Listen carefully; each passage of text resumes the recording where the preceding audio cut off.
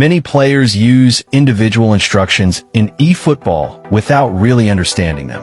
In this video, I will show you how to use them properly, with clear examples and advanced tips that will help you control your team better.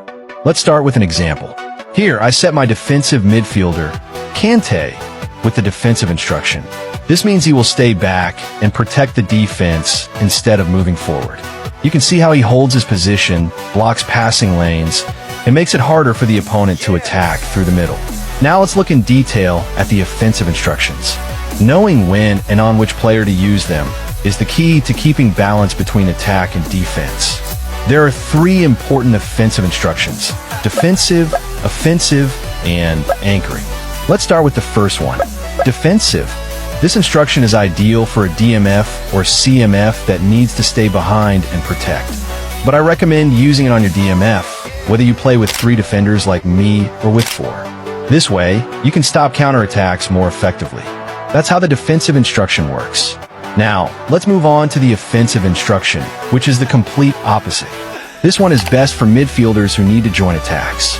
Apply it to a box-to-box player like Pedri or Bellingham, so they can support both defense and attack. With this setup, you create more attacking options and extra players inside or around the box. For example, let's look at Pedri's movement. Without the offensive instruction, he stays deeper in midfield and does not enter the box often. But with the offensive instruction, he makes forward runs, arrives inside the penalty area more frequently, and becomes available to finish the action. And finally, for anchoring, the player stays high and central without drifting too wide. This instruction should only be used on your CF or second striker who play as a target man. Avoid using it on wingers or other players. Here's a clear example with Owen.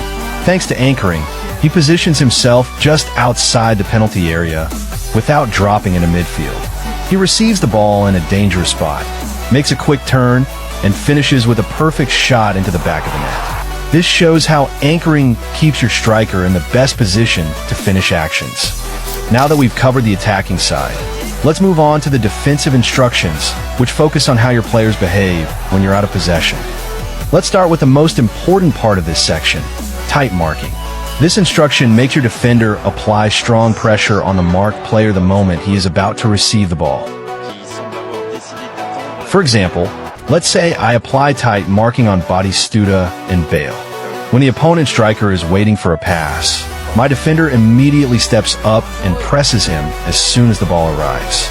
This cuts down his time and space, making it much harder for him to control the ball or turn to a return pass.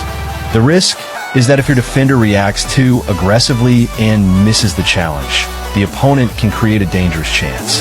That's why it works best with strong, quick defenders who can recover fast. Man marking is more aggressive. Here, the defender follows the opponent's attacker almost everywhere on the pitch, even outside the defensive line. For example, if you assign man marking on Van Basten, your center back will follow him into midfield when he drops deep, or to the wings if he drifts wide. Now that you know the difference, let's look at some quick tips to use them better.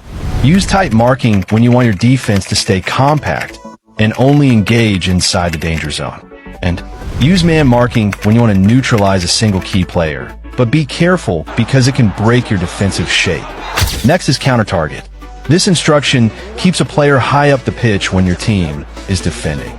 Instead of tracking back, he waits in position so you can launch a quick counterattack. The benefit is simple. When you win the ball, you already have an advanced option for a quick counterattack. Your team can move the ball forward faster without building from the back. Then your winger can finish the action easily. In my opinion, this is the least necessary instruction, so don't rely on it too much. Finally, we have deep line. This instruction can be applied to any position except center backs and fullbacks. It forces the player to stay deeper than usual when defending closer to your back line. In practice, the best way to use deep line is only on your DMF, and mainly when you want to protect a lead. It adds extra defensive security, but limits your attacking support, so it's not something to keep on all the time. For my personal recommendation, on offensive instruction 1, I always use anchoring on my central striker. On offensive instruction 2, I prefer going defensive by assigning it to my DMF or CMF depending on the opponent. As for defensive instruction 1, I usually set tight marking on opponents who play with 2 central strikers. That's how you use individual instructions properly in eFootball. Try these tips, test them with your team, and you will see more control in both attack and defense. If you found this helpful, drop a like, subscribe for more advanced guides, and share your favorite instruction in the comments.